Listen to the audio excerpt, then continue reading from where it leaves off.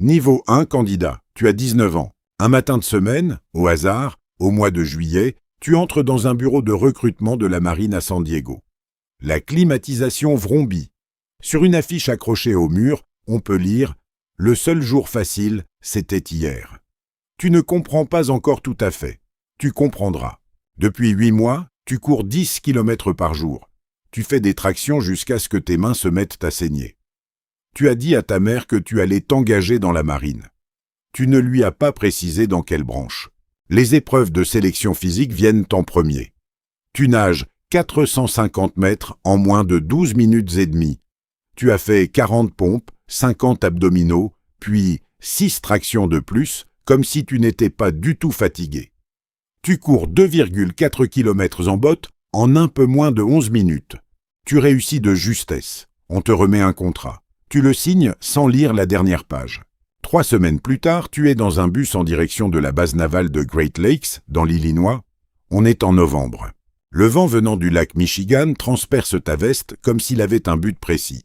Un sous-officier t'accueille à l'entrée. Il ne se présente pas. Il se contente de te montrer une ligne tracée sur le bitume et te dit de te placer dessus.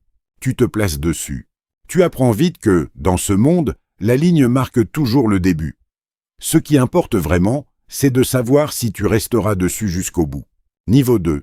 Élève du programme BUD/S. Tu as 20 ans. La formation de base aux opérations de démolition sous-marine /SEAL commence au Centre de guerre spécial naval de Coronado, en Californie. Les instructeurs appellent cela le BUD/S. Les élèves, quant à eux, utilisent un terme bien plus grossier quand les instructeurs ne peuvent pas les entendre. Première phase, la condition physique. Tu te lèves tous les matins à 4h45. L'océan Pacifique est à 18 degrés. Au début, cela semble supportable, jusqu'au moment où, au milieu de la nuit, tu te retrouves allongé côte à côte avec 7 autres hommes dans la zone de surf, les vagues s'écrasant sur ton visage. Ton corps tremble si fort que tes dents claquent les unes contre les autres. L'instructeur longe la file sans crier. Il se contente de parler d'une voix calme. Ici, le silence pèse plus lourd que les cris. Tout ce que tu as à faire, c'est de sonner la cloche. Près de l'entrée du camp, il y a une cloche en laiton. Sonne-la 3 fois et tu peux partir. Une douche chaude, un repas chaud, puis retour à la flotte. Ni honte, ni punition, juste une porte de sortie. La semaine de l'enfer comprend 132 heures d'entraînement ininterrompu avec moins de 4 heures de sommeil au total. L'équipage d'un canot de 7 personnes perd 3 de ses membres en 48 heures, non pas à cause de blessures, mais à cause de la cloche.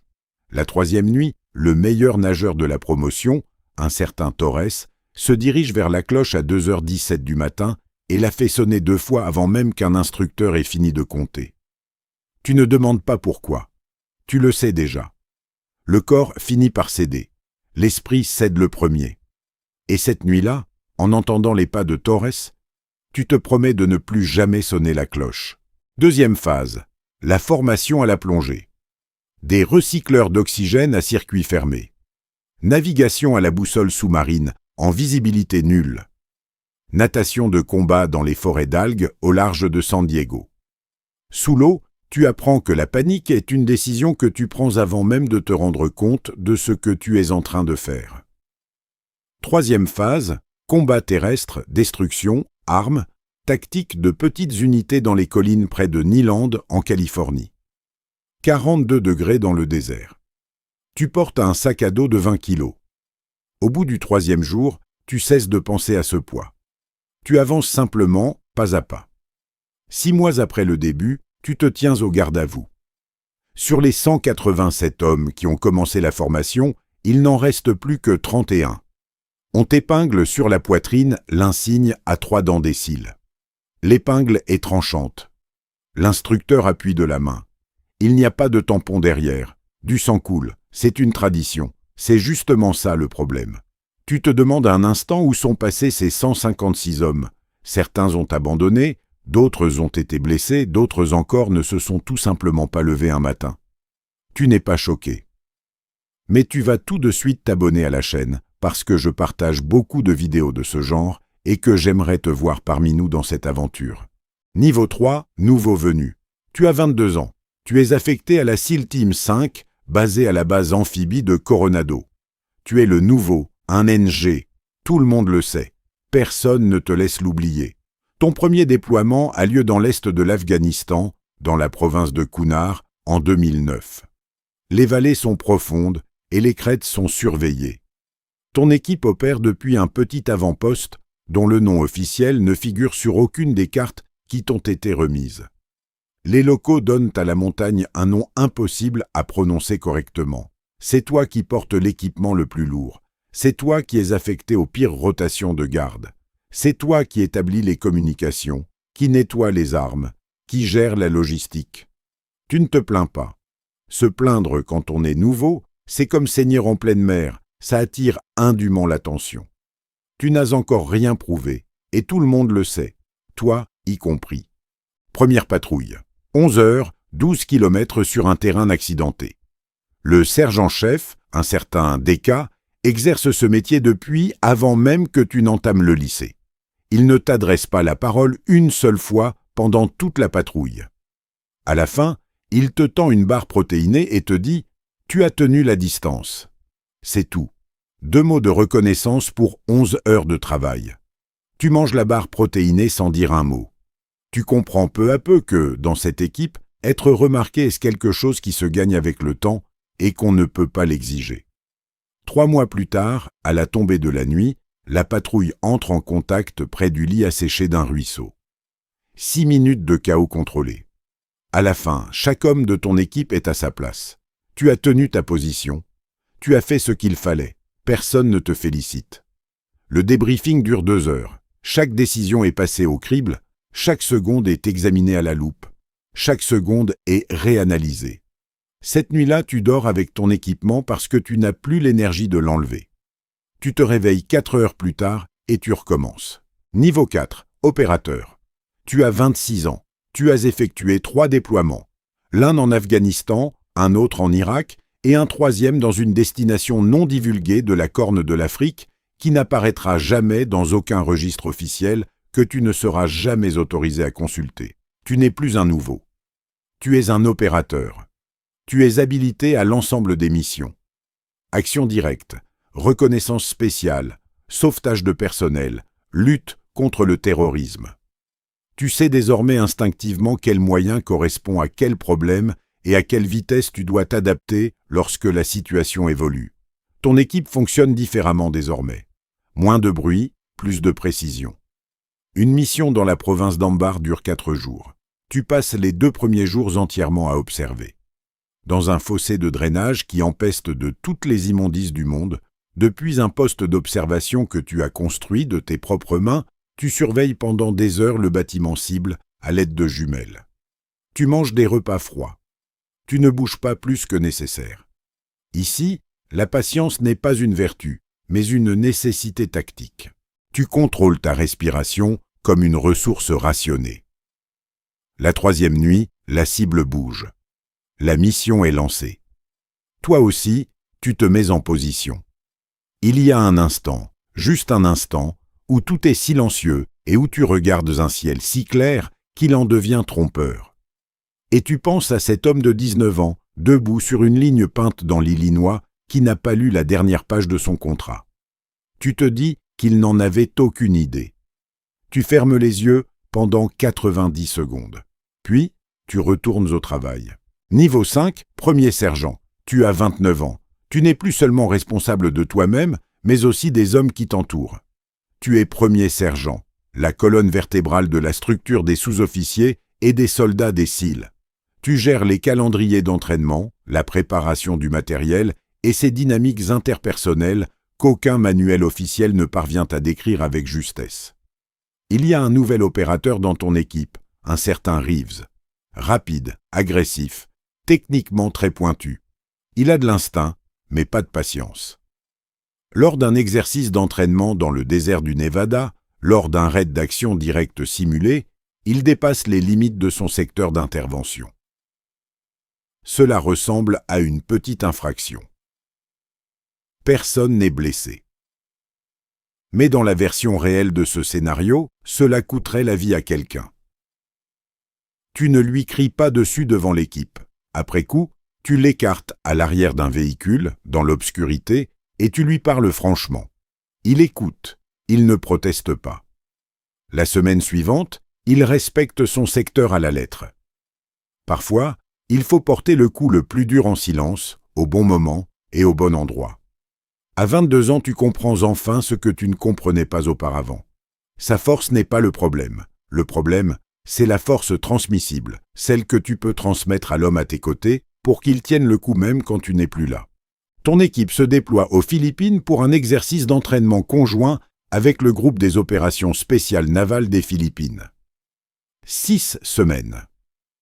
Cette fois-ci, c'est à la fois une question de tactique et de relations humaines. Pas à pas, tu construis la confiance en jetant des ponts entre la langue, la culture et les traditions militaires. Tu apprends à être efficace en dehors de ton propre système, au sein d'une structure qui ne t'appartient pas. À ton retour, tu es bien plus discret qu'à ton départ.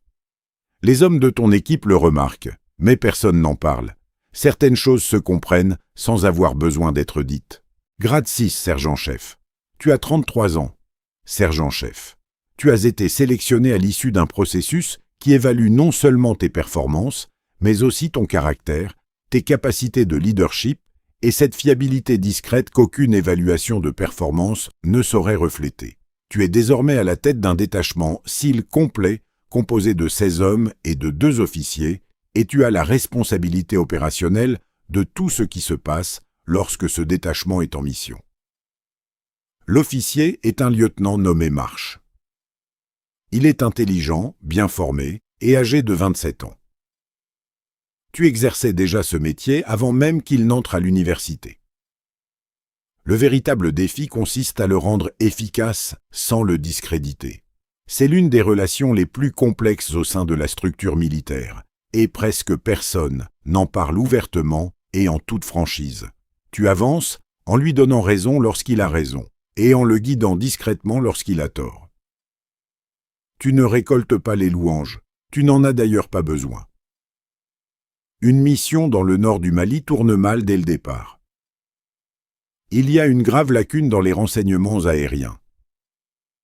Tu te retrouves face à un campement bien plus vaste que ne l'indiquaient les images satellites. Tu adaptes le plan sur le vif, au sol, pendant les 8 minutes de coupure de communication. Lorsque l'équipe se retire, la mission est menée à bien. Le rapport d'après-opération salue la planification. Mais tu sais ce qui s'est réellement passé. L'équipe le sait aussi d'ailleurs. Certains succès ne figurent dans aucun rapport, ils restent simplement gravés dans les mémoires. Ils n'ont pas besoin de le dire. Toi non plus. Tu as cessé de compter les déploiements. Tu as commencé à compter les hommes qui continuent de le faire à cause d'une chose qu'ils ont apprise de toi. Niveau 7, sergent-chef principal. Tu as 38 ans. Sergent-chef principal. À tout moment, il y a moins de 200 Navy SEALs en service actif à ce grade. Tu es l'un d'entre eux. Tu n'es plus déployé en première ligne. Tu es la mémoire institutionnelle. Tu es la personne vers qui se tournent les jeunes sergents-chefs lorsqu'ils ne trouvent pas de réponse dans leur manuel.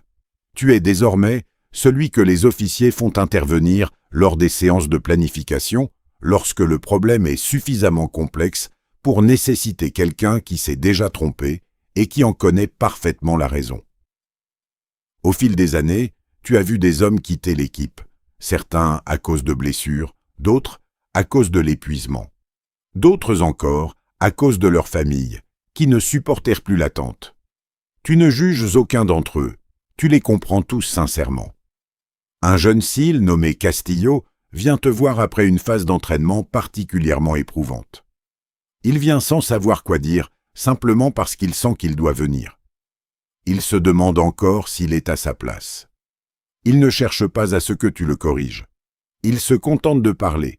Tu l'écoutes longuement, puis tu lui racontes une nuit de 2009 dans la province de Kunar. Tu avais 22 ans, tu étais épuisé, et tu mangeais une barre protéinée dans le noir parce qu'un sergent-chef t'en avait tendu une sans rien dire, et cela t'avait suffi d'une certaine manière. Castillo retourne au travail. Tu ne sais pas s'il va rester ou partir, mais tu sais qu'il a pris cette décision en toute connaissance de cause. C'est la seule chose que tu puisses offrir à qui que ce soit. Niveau 8. Premier maître. Tu as 43 ans. Le premier maître est le grade le plus élevé parmi les sous-officiers et les soldats de la marine des États-Unis. Au sein des équipes SEAL, ce titre revêt une importance que le simple titre ne suffit pas à définir. Tu es désormais en poste au commandement des opérations spéciales navales à Coronado. Tu conseilles désormais les officiers supérieurs sur la préparation des forces, les normes d'entraînement et les questions de culture d'organisation qui détermineront la forme que prendront les équipes dans 10 ans. Tout ce que tu as appris autrefois sur le terrain se transforme peu à peu en l'avenir d'un système. Tu sièges dans les salles où se trouvent les amiraux. Tu parles sans détour. Ils t'écoutent parce qu'ils savent que l'homme en face d'eux a mis en œuvre ce qu'ils avaient prévu. Tu es le lien entre la politique et la boue. Avant de continuer, si tu es arrivé jusqu'ici, laisse un commentaire pour nous dire ce que tu aimerais voir ensuite. Pour l'instant, clique sur « J'aime » et abonne-toi pour ne pas manquer le prochain épisode. Nous publions chaque jour. Une proposition visant à réviser les critères de sélection du BUD/S est mise sur la table. Les arguments avancés, taux d'usure, coût de la formation, efficacité du processus. Un argumentaire fondé sur des chiffres et des graphiques qui semblent logiques sur le papier. Pendant 3 semaines, tu prépares un contre-rapport, non pas parce que tu t'opposes aveuglément au changement, mais parce que tu as toi-même vécu quelque chose que ces tableaux ne peuvent pas refléter. La norme n'a pas été fixée au hasard. La norme, c'est l'essence même du métier. Un homme qui n'a pas encore cédé sous la pression réelle devra, tôt ou tard, faire face à cette pression à un moment où la vie des autres dépendra de ce seul instant. La proposition est retirée. Ce n'est pas le fait d'avoir remporté le débat qui te procure de la satisfaction. C'est d'avoir donné la parole à quelque chose qui ne pouvait pas s'exprimer. Niveau 9, commandant. Tu as 47 ans. Il y a des années, tu as accepté une mission, un parcours inhabituel, mais pas sans précédent, pour un sous-officier et chef de section des SEAL. Tu es désormais commandant et tu diriges d'une flottille des forces spéciales navales. Tu es responsable de la préparation opérationnelle, du déploiement stratégique et du bien-être de centaines de personnes. Pas seulement des SEAL, mais aussi du personnel de soutien, des analystes du renseignement, des experts en logistique et du personnel médical. Des personnes qui ne portent pas la casquette à 3 dents, mais sans lesquelles celle-ci n'aurait aucun sens. Un jeune analyste de ton équipe, femme, âgée de 24 ans, repère une tendance dans les renseignements qui avaient échappé à tes officiers supérieurs. Elle est subtile, enfouie dans des données de signaux provenant de 3 commandements opérationnels distincts. Il s'adresse directement à toi, car il n'est pas sûr que son supérieur la prendra au sérieux. Toi, tu la prends au sérieux. Tu la transmets par la voie hiérarchique, en mentionnant son nom. La tendance s'avère exacte. Ces renseignements ouvrent la voie à une opération réussie. Tu veilles personnellement à ce que les félicitations lui parviennent par écrit. Quelqu'un te demande plus tard pourquoi tu as agi ainsi. Tu ne trouves pas la question intéressante. Tu l'as fait parce que c'était juste, et une organisation qui ne récompense pas la justesse finira tôt ou tard par cesser de la produire. Tu portes l'uniforme depuis 28 ans. Tu ne penses plus à ce à quoi tu as renoncé pour en arriver là. Tu penses à ce que tu as pu construire en restant. Et cette différence même est devenue l'une des leçons les plus silencieuses, mais les plus lourdes que tu aies apprises au fil des années. Niveau 10, contre-amiral. Vous avez 52 ans, 1 étoile. Contre-amiral. Vous êtes à la tête du commandement des opérations spéciales navales. Vous êtes responsable de toutes les équipes Navy SEAL, des équipes de bateaux spéciaux et des unités de soutien à travers le monde. Des milliers de membres du personnel, des dizaines d'opérations menées simultanément sur plusieurs continents. Un budget qui vous semblerait totalement irréel à l'adolescent de 19 ans que vous étiez, lorsque vous avez signé le contrat sans en lire la dernière page. Vous faites un briefing au ministre de la Défense. Vous siégez au Conseil de planification de l'État-major général.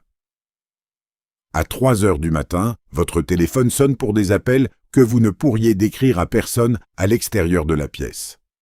Il vous a fallu 32 ans pour devenir l'homme qui reçoit ces appels. Il y a un instant, juste un instant, un mercredi comme les autres, alors que tu passes devant la cloche en laiton à l'entrée du camp BUD/S. Tu n'y avais pas pensé depuis des années. Tu t'arrêtes. Tu penses à Torres qui sonne la cloche dans l'obscurité à 2h17 du matin. Tu penses qu'il y a Deka qui te tend une barre protéinée et te dit 2 mots. Tu penses puis à Reeves qui tient son secteur, à Castillo qui reprend le travail, à Femme dont le nom figure dans le bon rapport. Tu penses bien à chaque homme qui a sonné la cloche et à chaque homme qui ne l'a pas fait. Et tu comprends, peut-être pour la première fois de ta vie avec une telle clarté, qu'aucun choix n'est vraiment simple. Que les 2 voies ont un véritable coût. Les années ne t'ont pas endurci, elles t'ont rendu honnête. Elles ont dépouillé tout ce qui relevait de la performance, ne laissant que la réalité. Et cette réalité pèse bien plus lourd que l'étoile que tu portes actuellement sur la poitrine. Tu te diriges vers ton bureau. 14 messages t'attendent. 3 sont urgents. Tu commences par le premier, comme tu le fais toujours. Tu te lances. Tu gardes tes distances. Tu projettes ta force vers l'avant et le travail continue. Il y a 32 ans, alors que tes dents claquaient dans l'océan glacial, tu as fait la même chose. Tu t'es lancé et tu as continué.